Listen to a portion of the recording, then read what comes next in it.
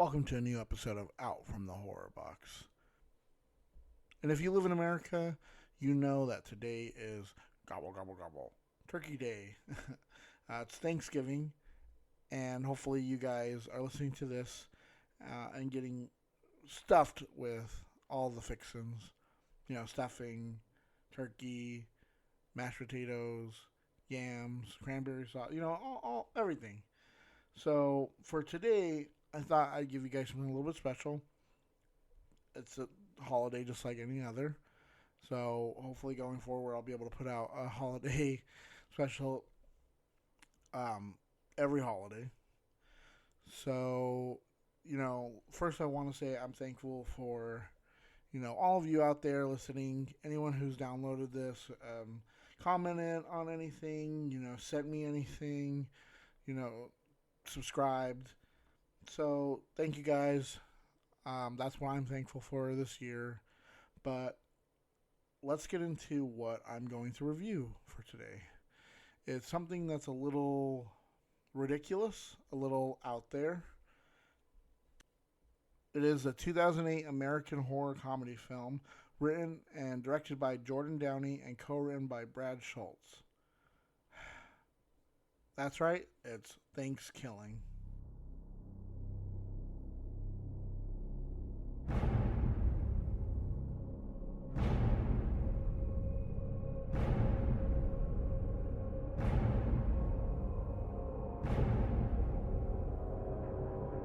Guys, I was thinking, since it's Thanksgiving and all that, we should go around and say what we're thankful for. I'm thankful that your mom has the juiciest poon in town.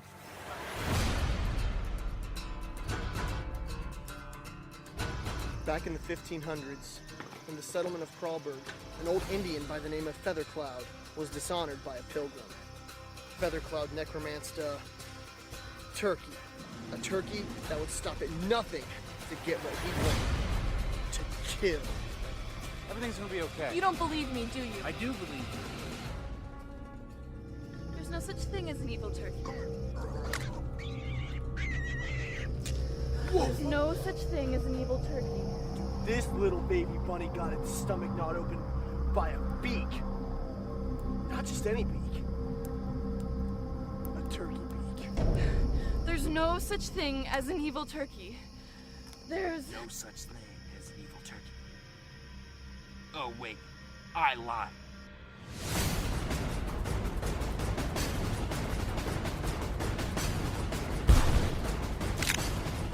You just got stuffed!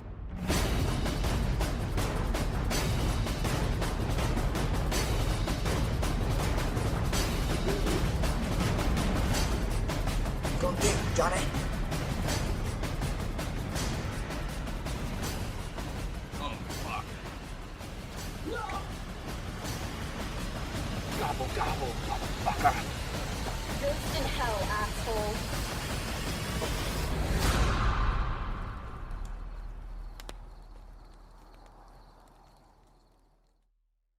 At the first Thanksgiving in 1621, a topless pilgrim is slain with a tomahawk wielded by an evil demonic turkey which quips, "Nice tits, bitch."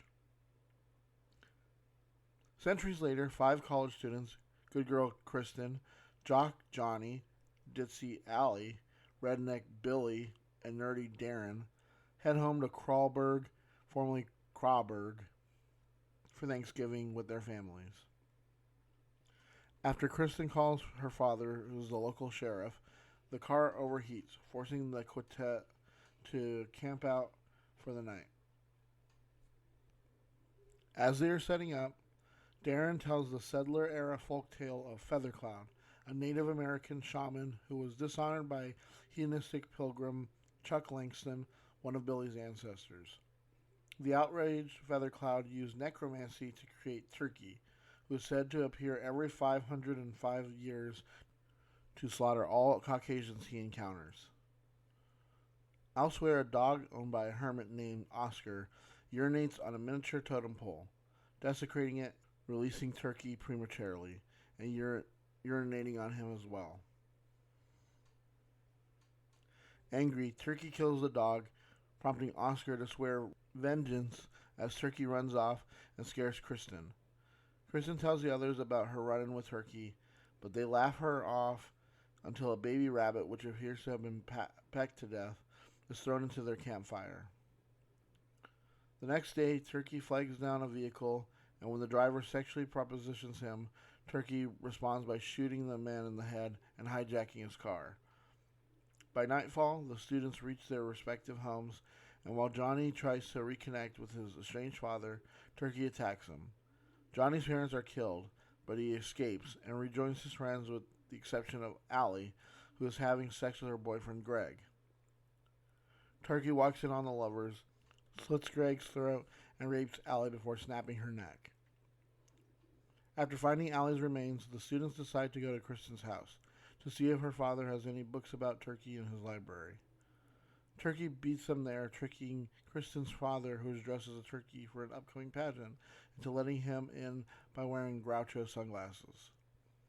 As they wait for Kristen, Turkey and the sheriff share an awkward silence, which ends with Turkey murders the sheriff after he mistakes him for a duck. Kristen and her friends arrive and are allowed in by Turkey, who has donned the sheriff's severed face as a disguise. Darren finds a book about Turkey, and it mentions he can be killed if his magic talisman is removed. Though the rest of the passage about how to destroy him is written in code, Billy stumbles onto Turkey disposing of the sheriff's body, and while he and the others succeed in getting the talisman, Turkey gets away. Billy storms off while Darren cracks the code in the book, discovering that Turkey must be burned at the stake after a demonic prayer is said backwards. Outside, Turkey magically enters Billy's body and shoots his way out. Billy dies in Darren's arms as they reminisce about all the good times they had together. Darren, Kristen, and Johnny track Turkey to his teepee and say the prayer, but as they prepare to burn him, he runs outside and is shot in the head by Oscar.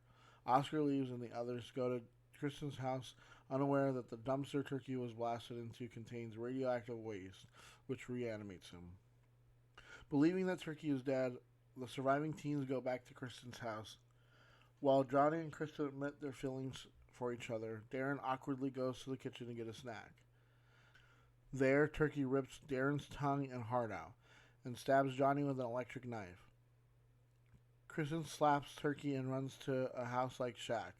Turkey has chased her, but Kristen sets Turkey on fire with an aerosol flamethrower, and while he burns to death, Johnny dies from the electric carver stab. Kristen grabs a pipe and knocks him into a pile of wood. Oscar congratulates her as she eats Turkey's leg. Later, at a family Thanksgiving dinner, the cooked turkey comes to life, and in Turkey's voice yells, "Do I smell sequel, biatch?" So this film is a very low budget film. It was shot on a budget of $3,500 in the summer of 2007. It doesn't have a great reception. You know, one critic said it's a comedy horror movie, but even the humor is awful. But it's so darn awful that it doesn't even need Mystery Science Theater 3000 voiceover jokes just to be entertainingly terrible. If you can enjoy laughing at a bad movie, definitely add this one to your list. So, it's honestly, it's so, like, you can tell that they went out of their way to be like, oh, this is a terrible movie. Like, we don't have a big budget. Our actors aren't great. The puppet is barely passable. We're going to make a fun movie. And you know what? Honestly, they kind of succeeded in that. I will say that. It's kind of slow at parts, and you can tell it was shot in like the early 2000s because it just looks like it. I mean, there's just so many things that just date it to that time, just from the way that like they're dressed to like the cell phones that they use. But I will say, you know what? It was a very entertaining film at parts. Like I said, there are some very like slow parts, and you're just kind of like, what? Or there's things that kind of happen that you're just like, huh? But I mean, I will say like, it's so ridiculous and outrageous. Like I had watched a couple reviews of it, just because they popped up, and I was like, this movie just seems ridiculous. and it's just as ridiculous as you think it's going to be. But I think in a different way, I think it's like I'm not gonna say it's better than what I thought. I mean, it was a little more like, oh, you know what? I do appreciate it for being like just straight up like they wanted to make this movie. They made that movie. That's the movie that they made. That's the one that they wanted. I, honestly, this is a good movie to put on. Yeah, if you like bad movies, if you like a movie like The Room, where like they were trying to make something, they put all their heart and soul into it, and it just turns out to be this movie that's just ridiculous. That's just like what, and you're kind of like, who decided that? But at the end of the day, you're still like laughing along with like the parts that I don't even know if are intentionally supposed to be funny, but are just because they're like, it's kind of like, what? And you're just kind of sitting there laughing along with them. But honestly, it's. I know it's available to rent. I would not recommend renting this movie. You don't need to spend any money on this movie. I know it's on Tubi right now for free, and so is the sequel, ThanksKilling 3. I know that it sounds like there should be a ThanksKilling 2 also. There isn't. I was wondering that myself when I had looked it up on Google, and I pulled up ThanksKilling, and it pulled up ThanksKilling 3, and I was like, well, what the hell happened to ThanksKilling 2? And I had looked it up, and when I looked it up on Tubi too, it's the same thing. Like, I was like, well, what the hell happened to the sequel? Did it come out, but then like it was just like not that good, and it was just like nowhere, and nobody wants to like distribute it or something. I don't know. But then I found out that I guess that's the joke of the sequel, is that the second one's so bad that they had to skip to the third one. Whatever. I will say it does have quite a few little trivia. So the opening starts with this pilgrim who is topless randomly. We don't know why. She's just there, but it is a porn star. Her name is Wanda Lust. They shot it without a permit in a public park, so that must have been fun trying to get around. Like, no one's seeing this topless woman. Oh, this is funny. No one wanted to distribute the film at first, so the filmmaker sold the DVD on Amazon themselves, and it took a year to sell 1,000 copies because, of course. The title card, to be continued in space, was placed in the movie as a complete joke with no intention of any sequels. Nonetheless, a sequel, ThanksKilling 3, was released 3 years later. Yeah, because it does end like that, where it's like, in space, or whatever, and and I think, yeah, they were just trying to make like a joke, because that's usually where horror movies with sequels end up going, from like Leprechaun goes to space, Critters, well, they're from space, but they go back to space. Jason X, he goes to space. Hellraiser, they end up going to space in the fourth one. So, horror movies have a history of going to space, and so I think it is. And the fact that, because I was watching a review of things, because I'm probably not going to review ThanksKilling 3, it looks so ridiculous. Maybe I don't know, maybe next year, but they make reference to the fact that the second one was in space, and it's just kind of ridiculous. And this makes sense. The central tagline, "Gobble Gobble, motherfucker," was thought of before the movie's actual plot, which that kind of sounds about right. Like, they probably came up with that, like, imagine a turkey coming to life and going like, "Gobble Gobble," and it's like, ThanksKilling, oh, and then they made a movie. While writing the script, and even through filming, creators Kevin Stewart and Jordan Downey always tried to come up with a name for the killer turkey, but nothing ever stuck.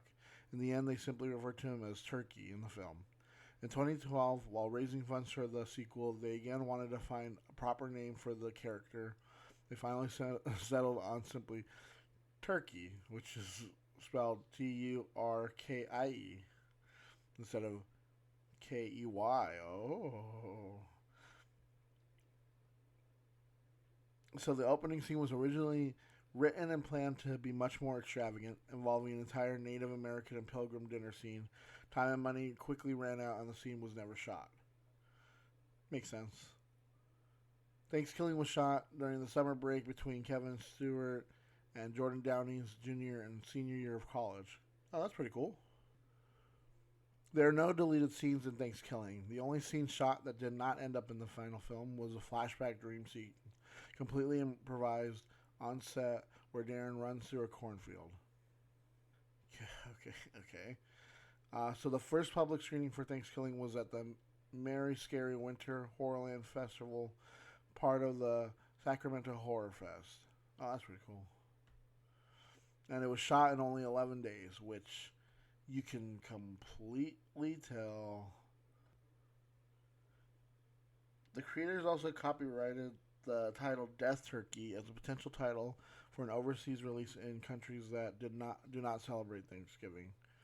Before deciding on ThanksKilling, creators Kevin Stewart and Jordan Downey tossed around another idea for a holiday slasher set during Easter entitled Extravakill.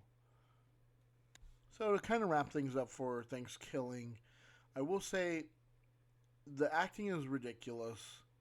The special effects are almost none. The turkey himself is he's barely.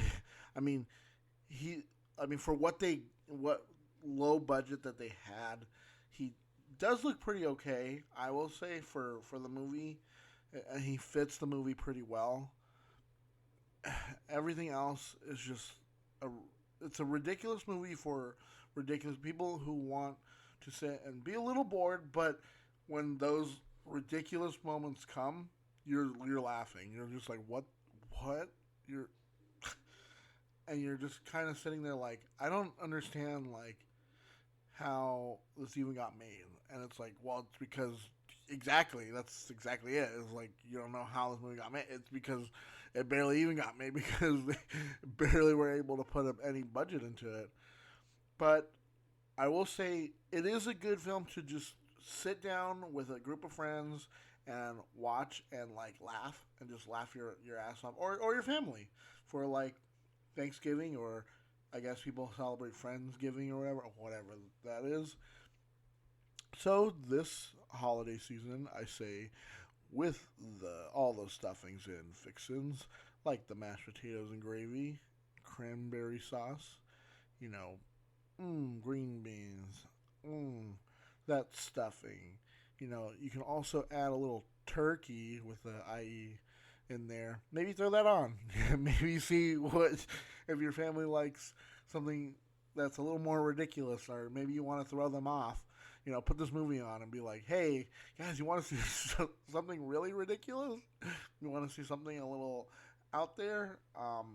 It's definitely not for anyone who's a little bit more buttoned up and, like, oh, I don't like these ridiculous out there, like, scenes and, like, when people cuss and all that. They're definitely not going to like this movie. But anyone who's just there to sit back and be like, yeah, I guess I could watch this.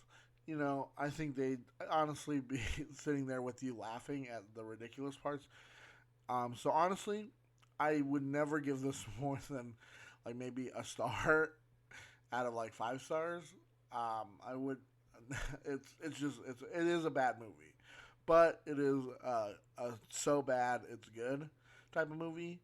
It's literally, I would put it up there with like The Room or something like that. Because although The Room, I will say, is better than this, just because it is like ridiculousness after another. This one, there are some like slower parts, like I said, like from when they break down to their car, that's kind of slow. Even from the beginning of like when the dog pees on the totem and he gets resurrected, you don't kind of really see him for a little bit until Kristen runs into him. And then not till a little bit later, and then like there's just things that happen in it that you're just like, why? Like when stepmom when her dad, who's the sheriff, is drinking coffee. He's like, "Oh, this tastes like shit," and then she's like, "Yeah, that's because I shit in it," and it's just like, what? Oh god, this movie is ridiculous. See, as I'm talking about it, it's like I'm making it sound way better and more like outrageous, I guess, outrageous than it is. But honestly, it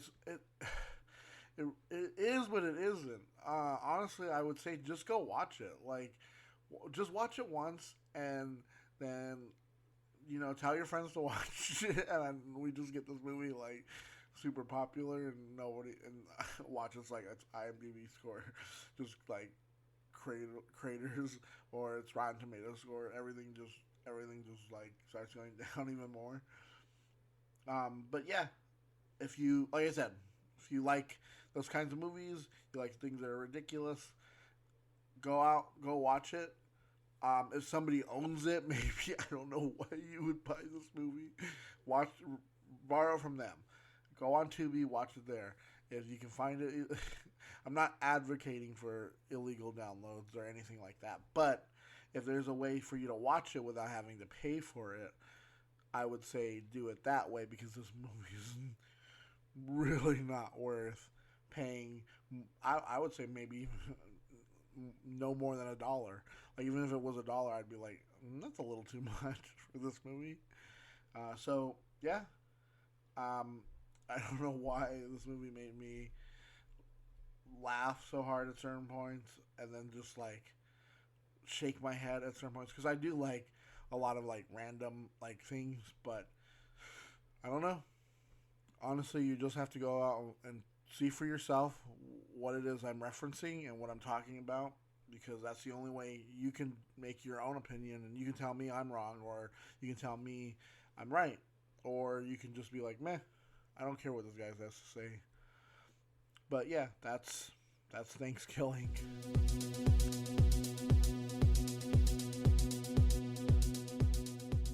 So since it is Thanksgiving, I kind of wanted to give you all something a little spooky to kind of balance out the ridiculousness that was ThanksKilling. I'm going to tell you of the unsolved case that it didn't happen around Thanksgiving, but it is one of a family that got murdered. And I don't know, I just thought it would be a good one to tell around Thanksgiving, just because of, getting the family together, and, if you want to listen to this all together and be a little spooked out. So, without further ado, let me get into it. In July of 1979, Glenna Susan Sue Sharp, nee Davis, along with her 5 children, left her home in Connecticut after separating from her abusive husband, James Sharp. She decided to relocate to Northern California, where her brother Don was residing at the time. Upon arriving in California, she began renting a small trailer formerly occupied by her brother at the Claremont Trailer Village in Quincy. The following fall, she moved to house number 28 in the rural Sierra Nevada resort town of Keddie. The house was much larger than the trailer and had become available when Plumas County's then Sheriff Sylvester Douglas Thomas moved out. There she resided with her 15-year-old son John, 14-year-old daughter Sheila, 12-year-old daughter Tina, and 2 younger sons Rick, 10, and Greg, 5. On April 11, 1981, around 11:30 a.m., Sue, Sheila, and Greg drove from the residence of their friends, the Meeks family, to pick up Rick, who was attending a baseball tryouts at Gassner Field in Quincy. They happened upon John and his friend Dana Hall Wingate hitchhiking at the mouth of the canyon from Quincy to Keddie, and picked them up, then driving about 6 miles away to Keddie. 2 hours later, around 3:30 p.m., John and Dana hitchhiked back to Quincy, where they may have had plans to visit friends. Around this time, the two were seen in the city's downtown area.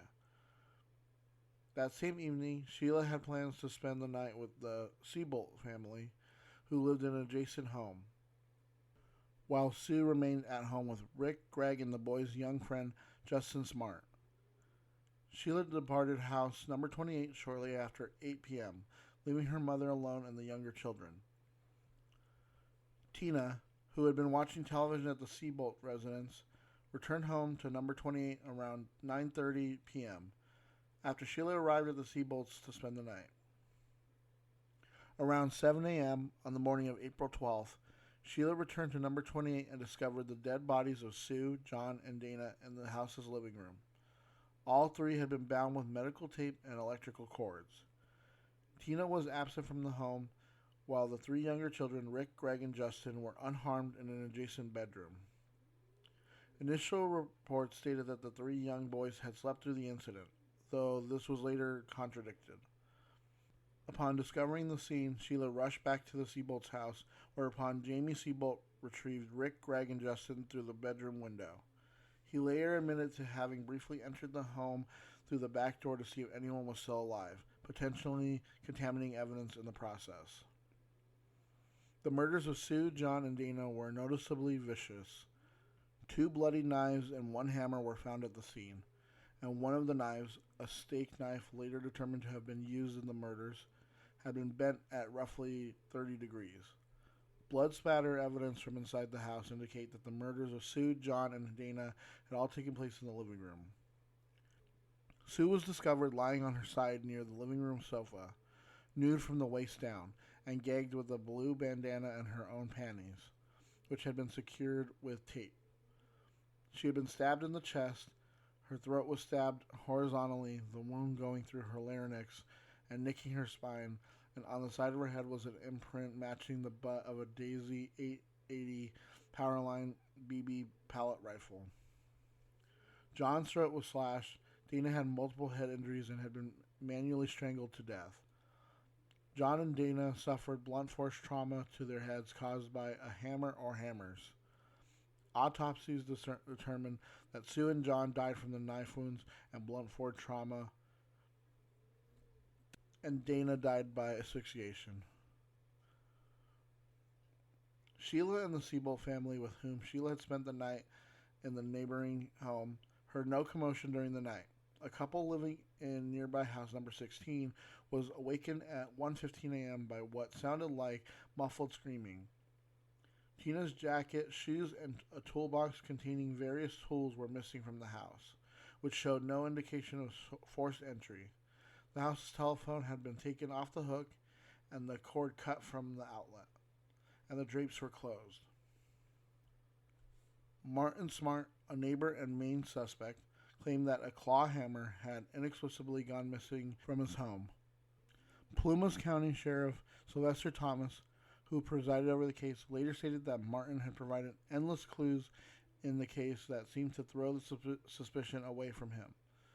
In addition to interviewing the Smarts, detectives interviewed numerous other locals and neighbors. Several, including members of the Seabolt family, recalled seeing a green van parked at the Sharps' house around 9 p.m. Justin gave conflicting stories of the evening, including that he had dreamed details of the murders, though he later claimed to have actually witnessed them. In his later accounts of evidence, told under hypnosis, he claimed to have awoken to sounds coming from the living room while asleep in the bedroom with Rick and Greg. Investigating these sounds, he saw Sue with 2 men, one with a mustache and short hair, the other clean-shaven with long hair. Both wore glasses. According to Justin, John, and Dana, they entered the home and began heatedly arguing with the men. A fight ensued, after which Tina entered the room and was taken out of the cabin's back door by one of the men. Based on Justin's descriptions, composite sketches of the 2 unknown men were produced by Harlan Embry, a man with no artistic ability and no training in forensic sketching. It was never explained why, with access to the Justice Department's and the FBI's top forensic artists, law enforcement chose to use an amateur who sometimes volunteered to help local police. In press releases accompanying the sketches, the suspects were described as being in their late 20s to early 30s, One stood between 5 feet 11 inches to 6 feet 2 inches tall, with dark blonde hair, and the other between 5 feet 6 inches and 5 feet 10 inches, with black greased hair. Both wore gold-rimmed sunglasses. Rumors regarding the crimes being ritualistic or motivated by drug trafficking were dismissed by Plumas County Sheriff Doug Thomas, who stated in the week following the murders that no drug paraphernalia or illegal drugs were found in the home. Carla McMillan, a family acquaintance, later told detectives that Dana Wingate had recently stolen an unknown quantity of LSD from local drug dealers, though she was unable to provide proof of this claim. About 4,000 man-hours were spent working on the case, which Thomas described as frustrating. In December 1983, detectives ruled out serial killers Henry Lee Lucas and Otis Toole as potential suspects.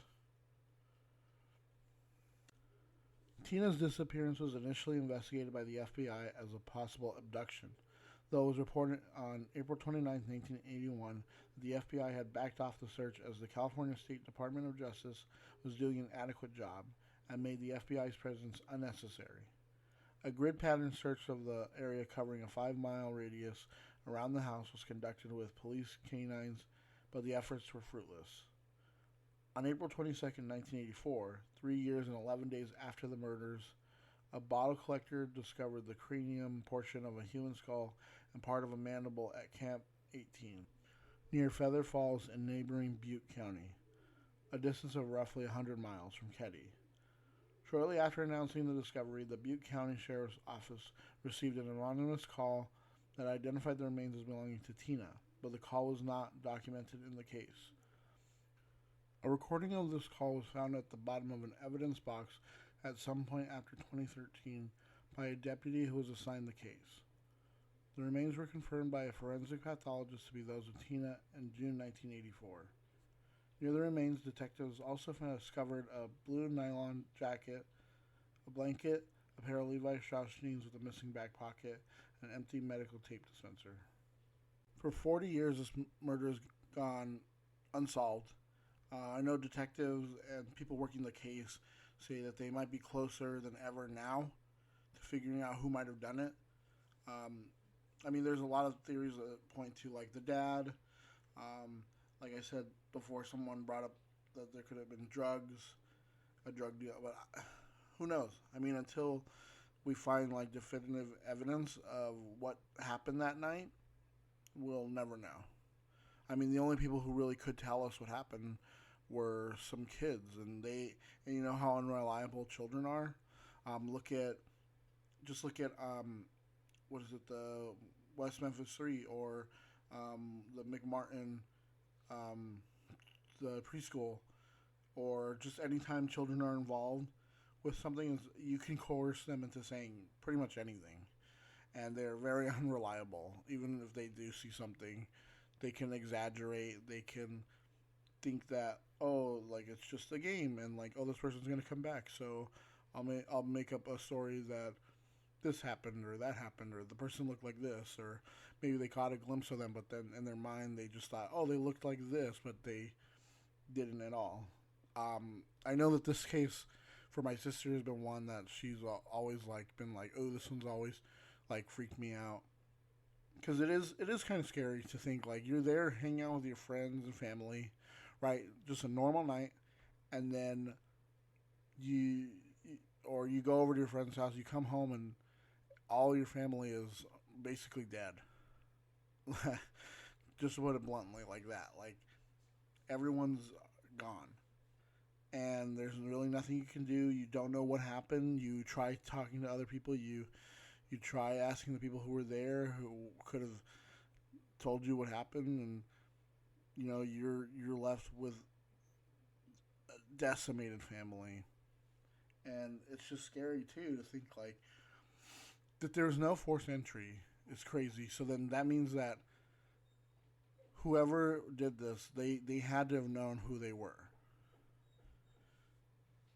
And not only that, but the fact that they knew how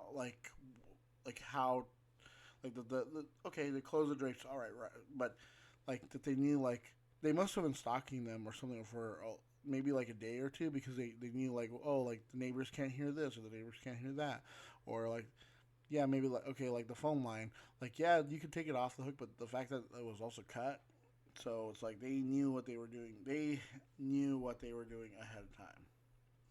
So hopefully this gets you into that spooky feeling, to know that like somewhere out there there's someone who killed someone, or maybe they're already dead. Maybe it's like with the Zodiac, where it could be this person and they've already died. We're never gonna see justice for the poor victims who had to endure that terribleness because this one person felt like it was up to them to choose who lives or dies, or who gets to feel pain or not. But I mean, that's a whole topic for another day. Thank you guys for listening. I know this got a little dark and creepy, but I mean, that's what comes with the territory of the horror box. Something slimy and creepy can come out. Something horrific and funny can also come out from it.